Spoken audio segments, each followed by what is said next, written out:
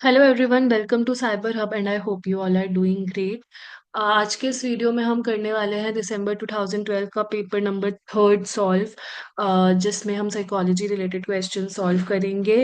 And if you haven't joined our WhatsApp group yet, please do join it from the link in the description box below. Also जो भी material है that is uploaded on the drive link, उसका link भी description box में है। So please do check out those links जो कि description में मेंशन है। And now let's start with the video.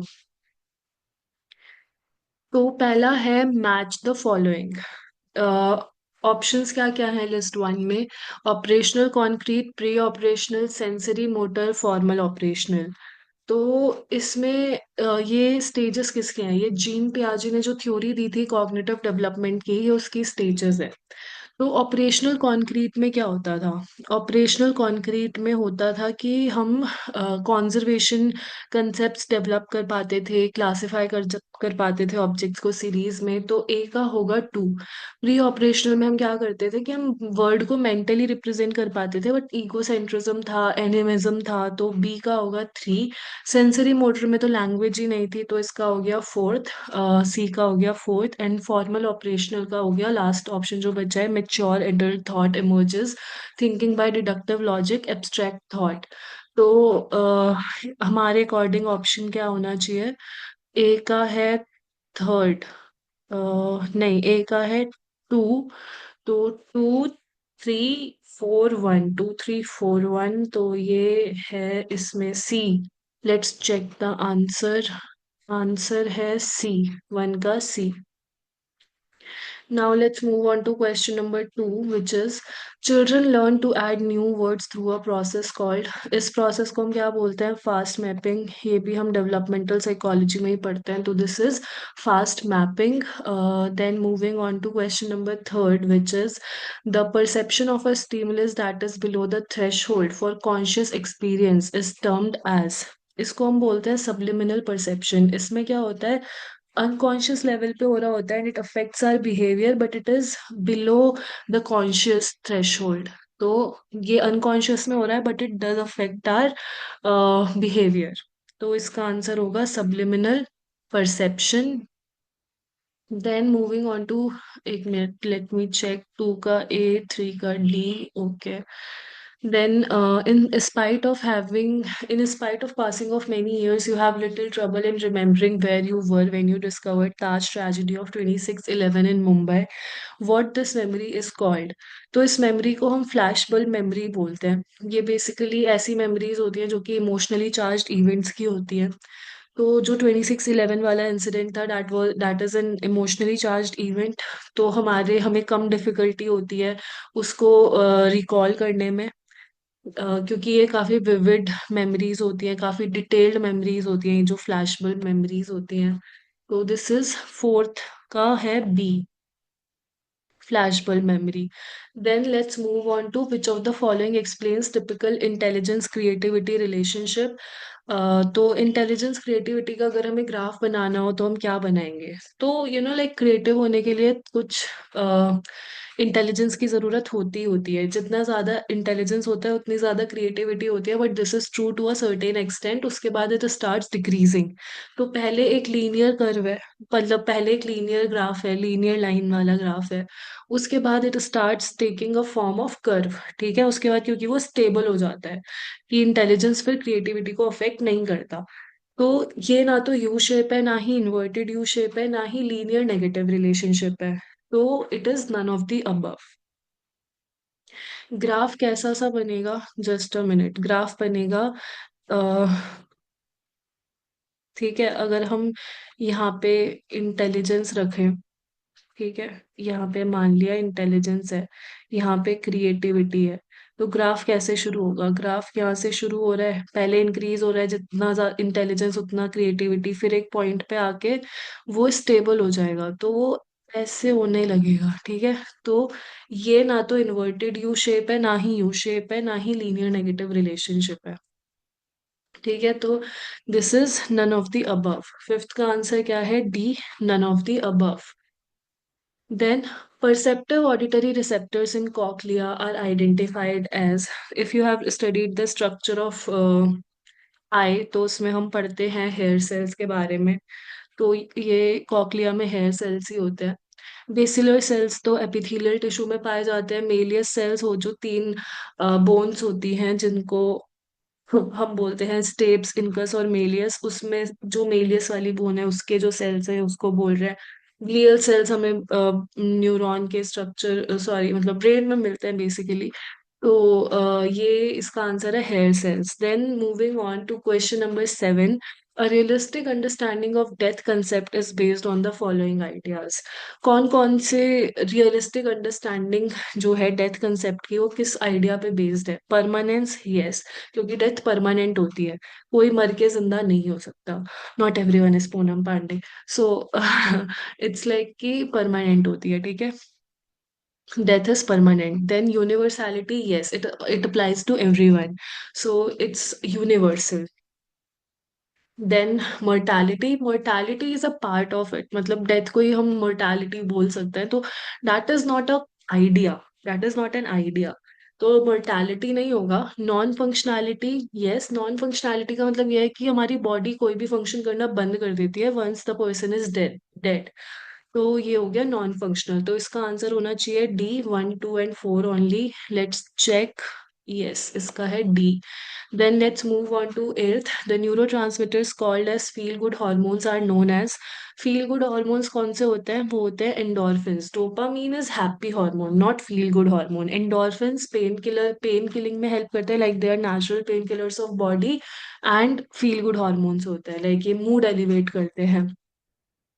ठीक है। एसिटाइल कोलिन तो स्लीप और अराउजल में हेल्प करता है, राइट। और गाबा किसमें हेल्प करता है? ये एक इनहिबिटरी न्यूरोट्रांसमीटर होता है, राइट। तो GABA doesn't help in feel good hormone, it's not related to that. Then moving on to question number 9, which of the following is or are the content theories of work motivation? तो ये समझने के लिए पहले हमें ये जानने की जरूरत है कि कंटेंट थ्योरीज होती क्या है। तो ये बेसिकली आइडेंटिफाई करती हैं ऐसे फैक्टर्स जो कि इंडिविजुअल्स को मोटिवेट करते हैं ये समझने के लिए कि क्या ह्यूमन बिहेवियर को ड्राइव करता है, क्या नीड्स होती हैं। तो इसका ऑयलर फिर की ईआरजी थ्योरी क्या थी? E is for existence, R is for relatedness, G is for growth। तो मैं डिटेल में तो नहीं पढ़ा सकती, मैं मोटिवेशन पे एक वीडियो बनाऊंगी, उसमें I will mention all the theories, but फिलहाल मैं फुल फॉर्म बता देती हूँ। तो इट डज मेंशन फैक्टर्स, तो it is a content theory, और ये एक्सटेंशन था basically Maslow's theory of need hierarchy का। तो that is definitely a sorry that is definitely a content theory. बची हर्ट्जबर्ग टू फैक्टर थ्योरी। तो टू फैक्टर थ्योरी है, मतलब फैक्टर्स ही, कंटेंट थ्योरी हमें फैक्टर्स ही बताता है, राइट। तो दो फैक्टर कौन कौन से थे इसमें? मोटिवेटर्स और हाइजीन फैक्टर्स थे। तो ये तीन कंटेंट थ्योरी तो हो ही गई। लास्ट बचा पॉर्टर एंड लॉलर्स परफॉर्मेंस। तो ये हमें लिंक बताती है। This is not, it doesn't tell us about content or factors, it tells us about the link। ये हमें लिंक देती है। और मतलब ये एम्प्लॉय परफॉर्मेंस पे हमें अवेयर करवाती है कि कौन कौन सी चीजें अफेक्ट करती हैं। नॉट चीजें बट बेसिकली लिंक। कैसे ये बताती है कि एफर्ट, परफॉर्मेंस और रिवॉर्ड्स कैसे रिलेटेड होते हैं। तो ये बेसिकली ये नहीं बता रही कि क्या नीडेड है, ये बता लिंक बता रही है। तो this is not content theory. तो इसका आंसर होना चाहिए चाहिए है 1, 2 एंड 3 ओनली। तो नाइन्थ का आंसर है C. Let's go to question 10th। Each individual is different from every other because of which one of the following? Chromosomes from the two parents randomly pair up in each child. This is true. That is the reason of like कि हर एक इंसान different होता है। तो यही है, बाकी के ऑप्शंस जो है वो गलत है। जैसे the female germ cells and the male germ cells contain varying number of chromosomes, this is not true. Then male body cells and female body cells have different number of chromosomes, नहीं, number same होता है। Then the fertilisation of egg takes place at different times and days in different individuals. तो like fertilisation जो होता है वो day 3 से 7 के बीच में हो जाता है, but there is not a specific time. And anyways this is not the reason कि लोग एक दूसरे से डिफरेंट क्यों होते हैं। Then moving on to question 11th, schemas के बारे में है ये। तो पहला है पर्सन स्कीमास, फिर है रोल स्कीमास, फिर है सेल्फ स्कीमास, और फिर है स्क्रिप्ट। तो ऑप्शन क्या है पर्सन स्कीमा के लिए? A schema consisting of an organised collection of beliefs and feelings about ourselves, no that is self schema. तो सी का वन होगा, ठीक है, सी का वन होगा। Then role schemas, sorry, second option क्या है? Mental schema suggesting that certain traits and behaviours go together and individual having them represent certain type. तो इंडिविजुअल का एक सर्टेन टाइप पता चल रहा है, तो ये होगा पर्सन स्कीमा, तो ए का हो गया 2। देन रोल इस बचा थर्ड और fourth option, the schemas containing information about how person playing specific roles generally act. तो रोल की बात हो रही है, तो ये हो गया role schema. And script is schemas that indicate what is expected to happen in a given setting. तो हमारा आंसर क्या होना चाहिए? पर्सन स्कीमास थे सेकंड, ए का 2, बी का 1, 2 1, नहीं sorry, 2 3 1 4, 2 3 1 4, this is a, right? Let's see, 10th का A. Now let's move on to question 11th, which is match the following. तो जॉर्ज मिलर ने क्या दिया था? क्या उन्होंने 3 मेमोरी सिस्टम दिया था? वर्किंग मेमोरी दी थी? मैजिकल नंबर दिया था? क्या दिया था जॉर्ज मिलर ने? तो जॉर्ज मिलर ने क्या दिया था? Magical number. How to remember this, इसमें तो याद ही करना है, तो इसमें I can not really help की कैसे कर सकते हैं हम। मतलब इसमें कुछ समझने वाला नहीं है, इसमें हमें ये बस याद रखना है कि मैजिकल नंबर किसने दिया था? जॉर्ज मिलर ने। तो ये मैजिकल नंबर 7 है बेसिकली, +और -2। मतलब हम इतना याद कर सकते हैं एक बार में। लाइक इतनी कैपेसिटी होती है एक बार में जो याद रहता है हमें। तो ये मिलर ने दिया था। यू कैन जस्ट रिमेम्बर कि कोई एक मिलर नाम का इंसान है, वो मैजिक करता है। तो या फिर एम से मिलर, एम से magical number, that way you can remember. Atkinson and Shiffrin, इन्होंने क्या दिया था? इन्होंने दिया था 3 मेमोरी सिस्टम। क्या दिया था? 3 मेमोरी सिस्टम दिया था। यू कैन रिमेम्बर इट कि दो लोग थे, एटकिंसन और श्रिफन, और उन्होंने दिया था 3 मेमोरी सिस्टम, ठीक है, लोग दो थे बट दिया था 3 मेमोरी सिस्टम। कौन कौन से मेजर टाइप के दिया था उन्होंने? सेंसरी, शॉर्ट टर्म और लॉन्ग टर्म, ठीक है। किसने दिया था ये? एटकिंसन और श्रिफिन ने, ठीक है। देन बार्टलेट ने क्या दिया था? बार्टलेट ने दिया था कंस्ट्रक्टिव दिया था या वर्किंग दिया था? बार्टलेट ने दिया था कंस्ट्रक्टिव मेमोरी। तो यू कैन रिमेम्बर इट कि बार में जाके लोग कुछ भी अब नया बनाने लगते हैं, कंस्ट्रक्ट करने लगते हैं, like after getting drunk, this is just to remember, ठीक है।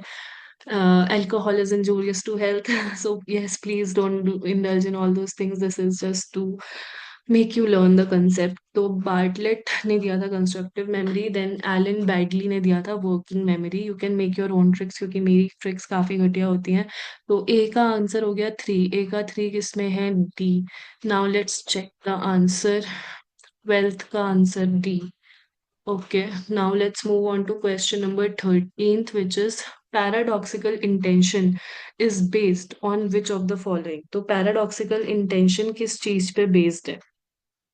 तो पैराडॉक्सिकल इंटेंशन होता क्या है, पहले तो हमें वो समझना जरूरी है। तो ये एक थेराप्यूटिक टेक्निक होती है। दी किसने थी? ये विक्टर फ्रैंक ने दी थी, और विक्टर फ्रैंक को हम क्या बोलते हैं? Founder of logotherapy. तो आंसर तो लोगोथेरेपी हो गया, बट लेकिन ये होता क्या है? ये इन्वॉल्व करता है एक इंसान को कि वो इंटेंशनली ऐसी चीजों में एंगेज करे जिससे जो जो चीज एंजाइटी प्रोवोक करती है या फिर जिससे डर लगता है। ये पैराडॉक्सिकल अप्रोच हेल्प करता है रिड्यूस करने में एंजाइटी या tension that arises from fear of behaviour, ठीक है। तो this is logotherapy. Moving on to question 14th, which is assertion reasoning वाला. तो people rebel against the norms of their group. Not really. People ऐसे फालतू में rebel नहीं करते. If they find it wrong, तभी rebel करते हैं. तो assertion is wrong. Then people desire to be liked and to be right. Yes, everyone wants to be liked and they want to be right. तो इस reason is right. तो इसका answer होना चाहिए चाहिए है D. A is false and R is true. 14th का D. Okay. Then my friend is doing master's course in management after completing a degree course in engineering. इस act को हम क्या बोलेंगे? ऑटिस्टिक थिंकिंग नहीं, कॉन्वर्जेंट थिंकिंग नहीं, क्योंकि it's not related to like engineering and management are two different branches, तो diverge हो रही है एक दूसरे से, तो ये होगा divergent thinking. Then give the correct sequence for controlling irrational thoughts given below. क्या क्या ऑप्शन है? Evaluate accuracy, reward yourself for effective change. Third is prepare incompatible thoughts and last is develop awareness. तो start होता है awareness develop करने से, तो fourth से start होगा. अवेयरनेस डेवलप हो गई तब हम एक्यूरेसी देखेंगे उस थॉट की, कितना इरेशनल है कितना रैशनल है. तो 4-1. उसके बाद आया इनकम्पैटिबल थॉट्स हमें प्रिपेयर करने होते हैं, ठीक है, कि कौन से थॉट्स इनकम्पैटिबल हैं. तो फिर आ गया 4-1-3 और लास्ट आ गया 2. जब हम इफेक्टिव चेंज आ जाए ये सब करने से तो खुद को हम रिवॉर्ड कर सकते हैं. तो ये होगा 4-1-3-2. 16th का आंसर है सी. Right, okay. Now, how many interactions can be studied in a 2 into 3 into 5 factorial design? तो इसका मतलब क्या है कि पहले फैक्टर में दो इंडिपेंडेंट वेरिएबल है, दूसरे फैक्टर में तीन इंडिपेंडेंट वेरिएबल है, तीसरे में पांच है. तो हम इंटरैक्शन की बात कर रहे हैं, ना कि मीन इफेक्ट की. ठीक है, तो इंटरैक्शन तो फैक्टर्स के बीच में होता है, तो दो फैक्टर्स के बीच में भी हो सकता है और तीन में भी हो सकता है. तीन ही दे रखे हैं मैक्स. तो अगर हम दो की बात करें तो दो कितने टाइप के होंगे? दो होंगे तीन टाइप के. कैसे? जो पहला फैक्टर है उसको हम बाकी दो से मल्टीप्लाई करेंगे, तो पहले को बाकी दो से किया तो factor one into factor two, then factor one into factor three, और एक ही कॉम्बिनेशन बचा फिर factor two into factor three. तो ये तीन हो गए जो कि टू वे इंटरैक्शन में है. थ्री वे इंटरेक्शन की बात करें तो एक ही होगा, which is factor one into two into three. तो ये हो गया वन, तो 3 + 1 हो जाएगा 4. I hope it's clear. ठीक है. ओके, मैं ये टाइप कर देती हूँ यहाँ पे. टू वे इंटरेक्शन कितने हैं? Two way interaction is equal to, sorry, is equal to two, sorry, three. कौन कौन सा factor? One into factor two into factor three, factor one into factor three. ठीक है, तो ये हो गए तीन. फिर अगर हम बात करें थ्री वे इंटरेक्शन की, थ्री थ्री वे इंटरेक्शन, तो ये कितना है? ये एक ही होगा, factor one into factor two into factor three. तो टोटल कितना हो जाएगा? टोटल हो जाएगा 3 + 1 विच इज 4. तो इसका आंसर क्या होगा? 4. I hope now it's clear. Now let's move on to question number 18. Which of the following is not an error in an eye witness testimony? Eye witness testimony में इसमें से कौन सा एक एरर नहीं है? तो पहली बात तो ये क्वेश्चन हम पहले कर चुके हैं, राइट, प्रीवियस ईयर में. That's why previous year are so important, क्योंकि कभी कभी क्वेश्चन रिपीट हो जाते हैं. तो सजेस्टिबिलिटी क्या होता है? Suggestibility is the tendency to be influenced by suggestions. तो that does pro like that is very much related to causing error in witness testimony, in eye witness testimony. ठीक है, तो suggestibility is like does cause error, तो उसको हम वो नहीं कर सकते, मतलब एक्सक्लूड नहीं कर सकते. अगर हम बात करें इल्यूजन ऑफ आउटगोइंग होमोजेनिटी की, तो इसका मतलब होता है the tendency to believe that members of a group you are not part of are more similar to each other than members of your own group. ठीक है, तो this is a type of bias. तो bias does cause error in I witness testimony. ठीक है. और अगर हम बात करें सोर्स मॉनिटरिंग की, तो इसमें क्या होता है सोर्स मॉनिटरिंग में? सोर्स मॉनिटरिंग एक कॉग्निटिव फंक्शन होता है that allows people to determine the origin of their experiences, thoughts and feelings. It is crucial for everyday life. ठीक है, like figuring out if you responded to a message और just imagine it. ठीक है, तो source monitoring का मतलब तो basically source monitoring को हम एरर में कंसीडर करेंगे या नहीं, that is the main question. तो मतलब source monitoring can refer to automatic consolidation of events that occurred before and after a crime as well as the influence of what others may have said about the crime. तो that में influence कि हम जो भी testimony दे रहे हैं वो वाली चीज, मतलब जो भी आई विटनेस दे रहा है, तो it does impact that, it can cause error, but forgetting, that is तो नहीं, that does not cause error in eyewitness testimony। भूल जाने से कोई एरर नहीं कॉज होगा। ठीक है, भूल गए तो भूल गए, इट्स नॉट लाइक कि you are making things up या फिर that is like any bias और एनीथिंग, तो वो हो जाएगा। तो इसका आंसर होगा forgetting. Then let's move on to question 19. Which of the following factors help in making faster recovery from illness and helps in coping physical adversity more effectively? तो ये तो डेफिनेटली इसका आंसर है ऑप्टिमिज्म। ठीक है, ये दिया किसने था? मार्टिन सेलिगमैन ने दिया था। It is a part of positive psychology और we can say positive psychotherapy. Right, stress तो डेफिनेटली इसका आंसर नहीं है। और टाइप ए बिहेवियर क्या होता है? They are more ambitious, they are driven and like they are competitive, but that doesn't help us in coping physical adversity more effectively. ठीक है, तो that is also not the correct option. और अगर हम बात करें इंग्रेसिएशन की, तो ये क्या होता है? यहाँ पे एक इंसान जो होता है वो अटेम्प्ट करता है कि वो लाइकेबल, लाइक उसको दूसरे लोग लाइक करे, एंड वो ऐसा कैसे करता है? उनको इन्फ्लुएंस करके। तो ओके, तो it doesn't help you in recovering from illness or anything, तो it's not related to that। तो ये तो नहीं है आंसर, आंसर इसका ऑप्टिमिज्म ही है। 19th का आंसर है बी। ठीक है, now the essential unity of the individual self sense with that of the universe principle is the central argument of. तो ये तो याद ही करना पड़ेगा, इसमें कुछ समझने वाला नहीं है। इसका आंसर है Advaita Vedanta. Let's check the answer.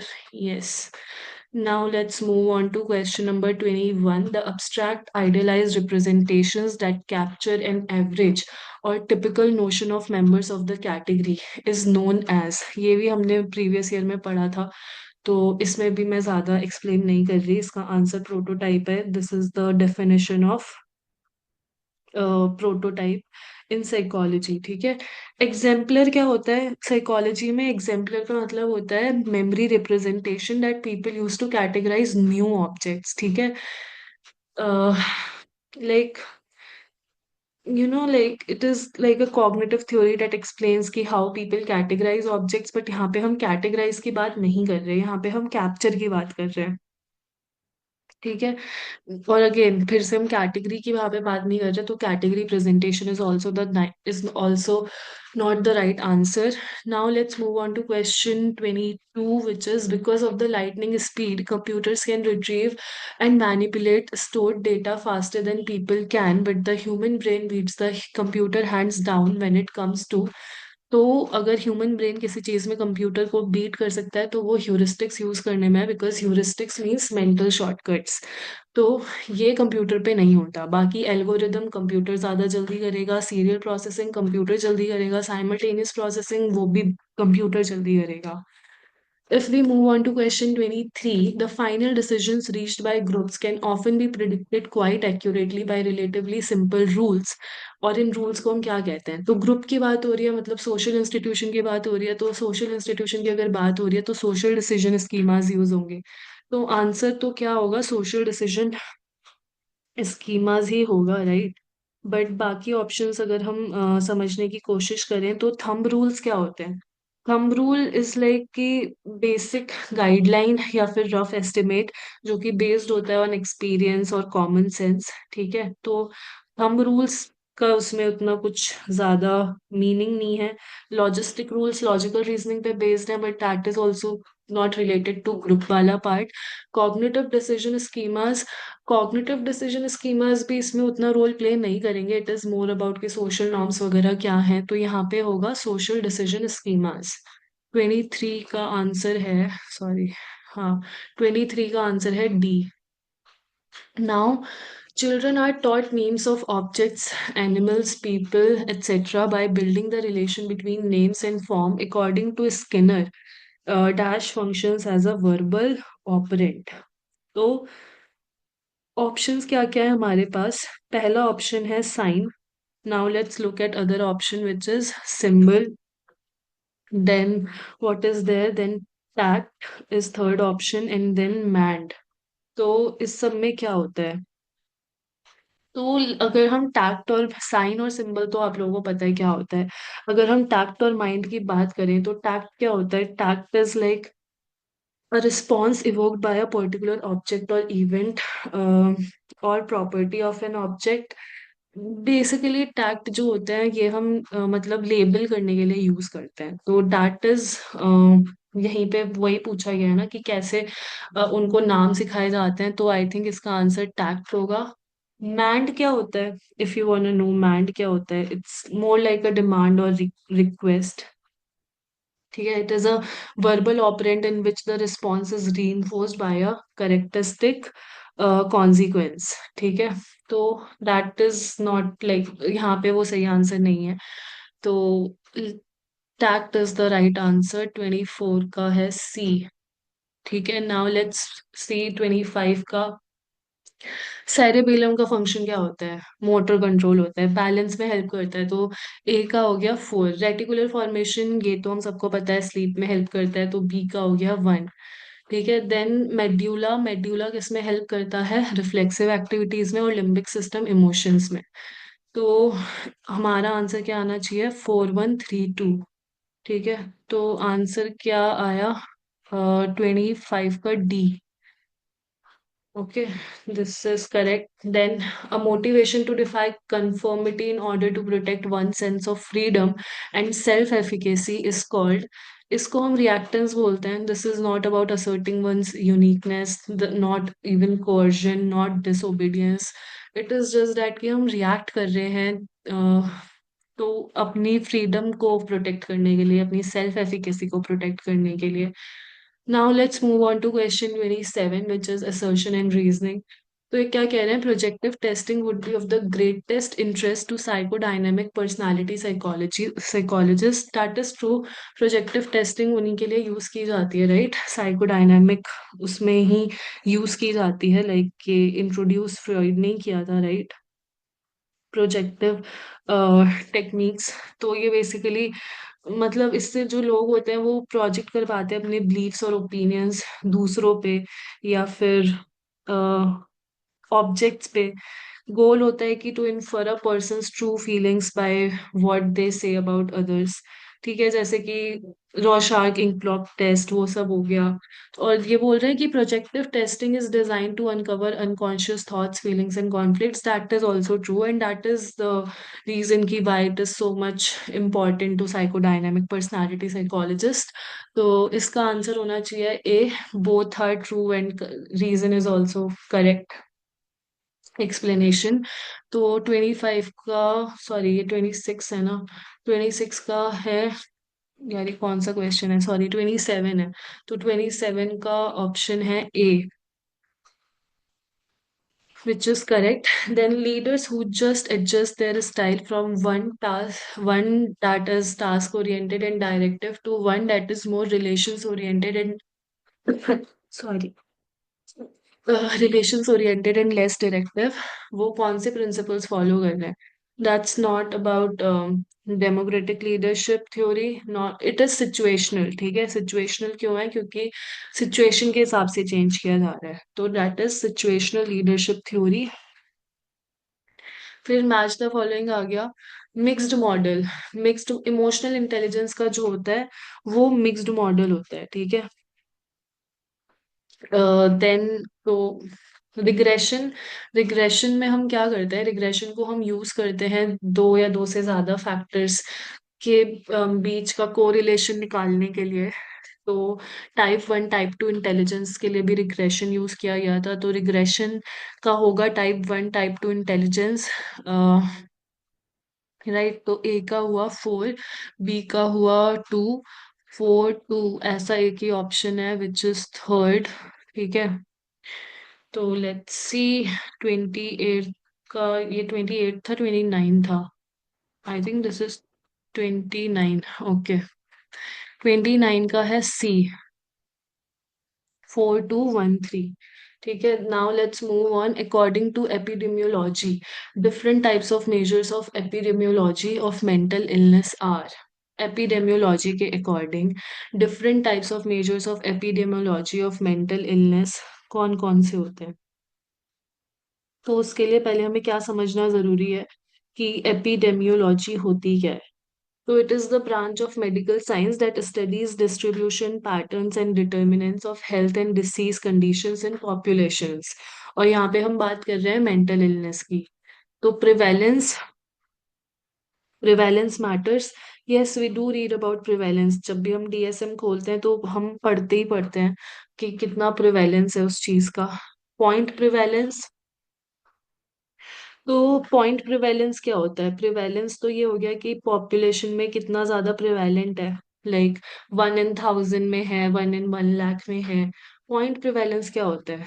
It's like the proportion of a population that has a specific disease or health condition at a particular point in time, that is point prevalence। तो that also matters। Incidence, अगर हम incidence की बात करें तो क्या incidence matter करता है? तो उसके लिए पहले हमें क्या समझना जरूरी है कि इंसिडेंस क्या होता है। तो इंसिडेंस एक की मेजर होता है एपिडेमियोलॉजी में, that refers to the number of new cases of a particular disease और health condition that occur in a defined population over a specified period of time. ठीक है, न्यू केसेस की अगर हम बात कर रहे हैं तो that is also very important. Percentage is not that important क्योंकि हमने प्रिवेलेंस की बात कर ली, पॉइंट प्रिवेलेंस की बात कर ली, इंसिडेंस की बात कर ली। Percentage is not that important. तो आंसर होगा डी, 30 का डी। ठीक है, आंसर होगा D, 1 2 3 only. Then okay, so I have solved 30 questions total, I guess इसमें है 75। So I won't solve other questions like that, you can do on your own. Um, I am just making these videos just say, even if you are not doing it, but I'm really hoping you are because you should be. तो please do solve other questions and do ask. यार आप मुझे personally reach out कर लो या comment section में पूछ लो, but please do solve these questions, these are really important. Previous year करने से बहुत कॉन्फिडेंस आएगा, बहुत ज़्यादा नॉलेज मिलेगी एंड पेपर का पैटर्न पता चलेगा, क्वेश्चंस कैसे आने हैं वो पता चलेगा, कौन से टॉपिक सबसे ज़्यादा इम्पोर्टेंट है वो पता चलेगा। So please do solve the remaining questions. It won't take much time. अगर 45 क्वेश्चंस हैं तो it will hardly take 1 hour। I mean, if it takes more than that, it's because you are reading a concept in detail, which is increasing your knowledge only. तो अच्छी बात है, ठीक है। So please do solve the questions, and if you have any doubt, please do ask in the comment section, or you can, like ask in the WhatsApp group. So that is it for today's video. I hope जितने question solve कराए गए वो समझ में आ गए होंगे। नहीं आए तो वो भी आप पूछ सकते हो कमेंट सेक्शन में, I will definitely reply. So that is it for today's video, and I will see you all in the next video.